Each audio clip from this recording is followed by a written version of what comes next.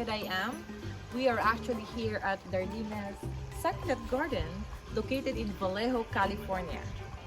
I'd like to know how she started this as a hobby and now a truly successful and popular succulent garden here in Northern California. Do you know how many Instagram followers does she have? She has 30,000 plus. Wow! So let's go ahead and talk to her.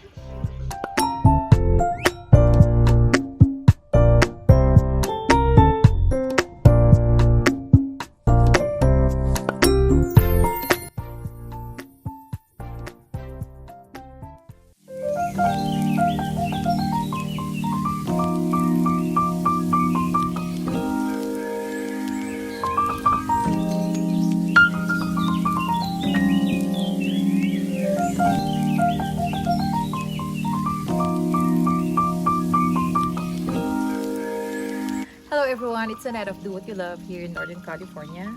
Welcome back to another episode of my channel segment called My Interview. Today's video is extra special because we will be joined by Miss Darlina Bordon, the owner and founder of Darlina's Succulent Garden, located here in Northern California. Well, the city is Vallejo. Thank you, Darlina, for joining us today. Well, you're welcome. Yes. Well, just like you, I am extremely excited to learn from an expert. And other than me, I know there are 30,000 Instagram followers of Miss Darlina who are extremely excited to learn more about her succulent care tips, how she propagates her succulents, if she does, and all these things. We will pick her brain and find out how she makes this beautiful garden just beautiful and breathtaking. All right? Are you ready? Well, thank you. But I can't say I'm an expert. You are an expert in my book.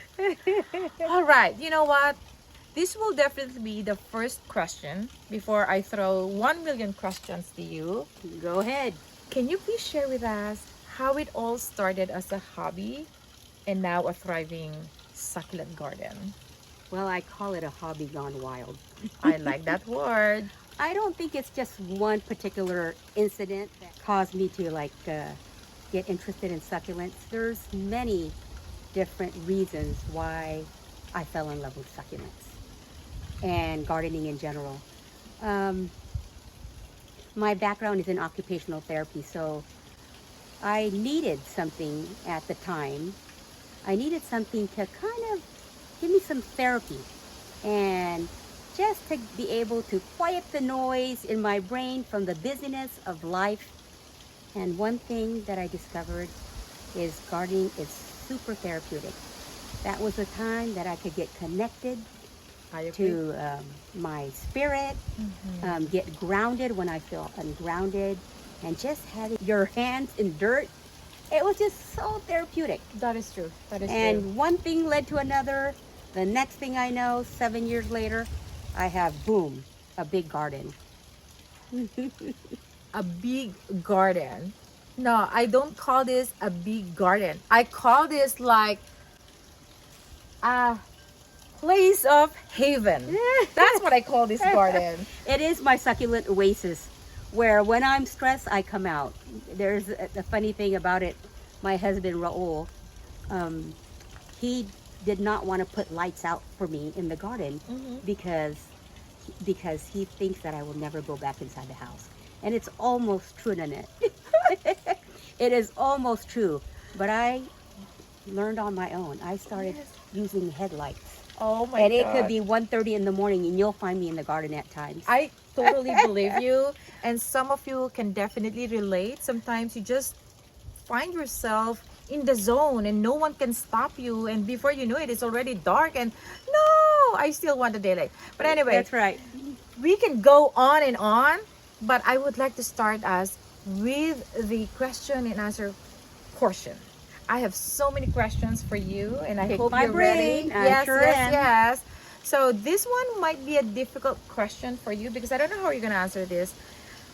Which part of your backyard is your favorite? I think the favorite part of my garden is the area where there's trickling of water the water feature, because that's the time that I'm able to have a cup of tea and just relax, meditate, and just really nourish my soul. That's true. That's a place where I pray, where I relax, where I just enjoy myself and take time for me. So we'll go and take a look. Let's go. Now I can understand why this is your favorite part of your backyard. Is there a story behind it? I guess every part of my garden has a story. Roll and I like to do things together. And I was telling him, honey, I want a place that I can just really relax. And I think that having the flow of water kind of is relaxing, right? So we came up with this idea to have a water feature. We both never built a fountain before, a waterfall or whatever, right? So we actually collected these rocks from the countryside where I'm originally from and where we normally go to relax. And we slowly brought in our rocks from our property up there, and then we built it up with some cactus soil. We mixed it, we amended the soil with a lot of pumice and started planting in it. And we thought it would be nice because we have the shade of the tree around it, which I don't have a lot of trees. And this is actually, Nanette, believe it or not, this is actually bay leaf. This is bay leaf. Wow. Laurel. There you go. The one Laurel. that we use for our adobo. That's right. This is what we use for adobo. And actually it was just a little bush, and now it is a tree. Wow. So it gives me the shade, and it's just a nice place to relax. I have to tell you, when I first got here, this is also my favorite area. Really? But I thought it was professionally done. And I can't believe it was just you and Raul. Yep, it's just us. Yes, sir. Wow. You can kind of tell if you look real close. No. I can't even tell. And you can see the bay leaf are sprouting on the ground, so it's time for me to start to get in there and cut them. Wow, this is gorgeous. Oh, thank you. I notice you have a lot of aeoniums. I sure do. I love aeoniums. Here's some more right here. Look at these right here in a minute.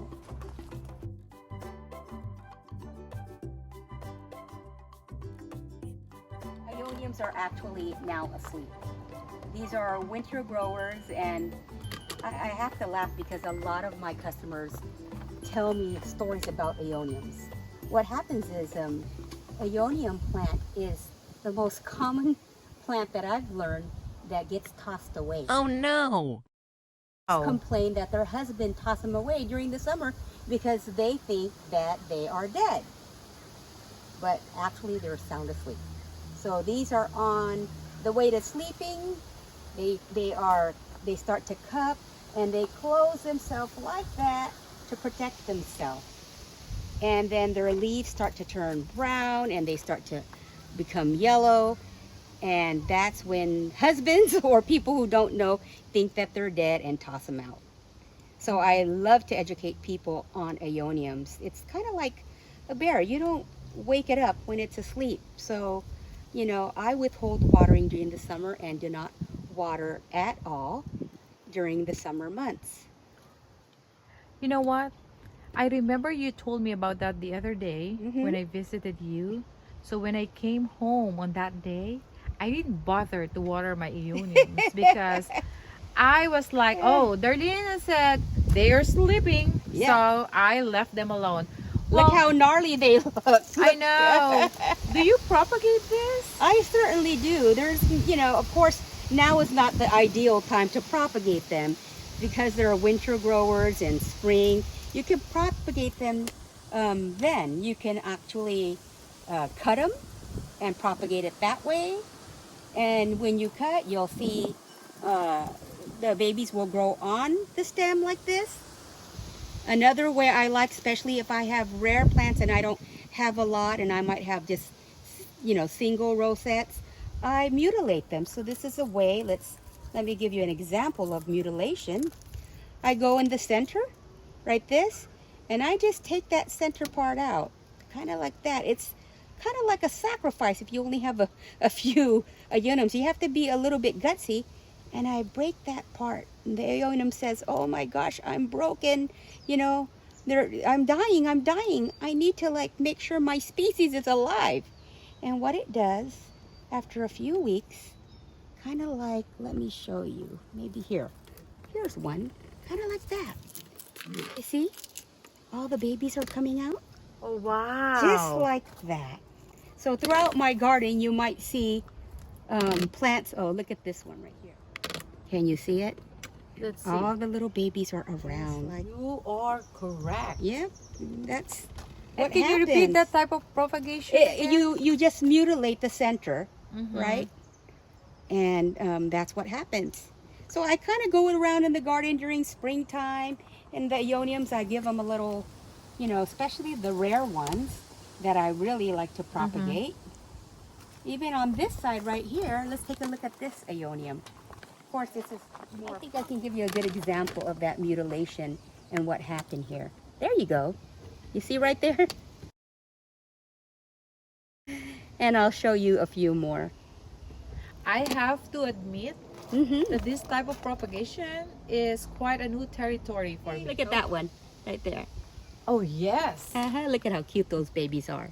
That was kind of late in the season when I did that, but I thought I'd try, and there they are. Hold on, let me focus wanna it a see little it? bit more. There you go. Look at Yes. those cute little babies. Wow. That signage of yours, Darlina Succulent Garden, is so charming. Well, thank you, thank you. I think Raul and I are both, we're kind of artsy-fartsy people. Well, no, there's just, your place just looks so happy. What can I say? We get to express our creativity through the garden, and just by doing fun things like this. Yes. Yeah. Well, it shows, Darlina. Thank you.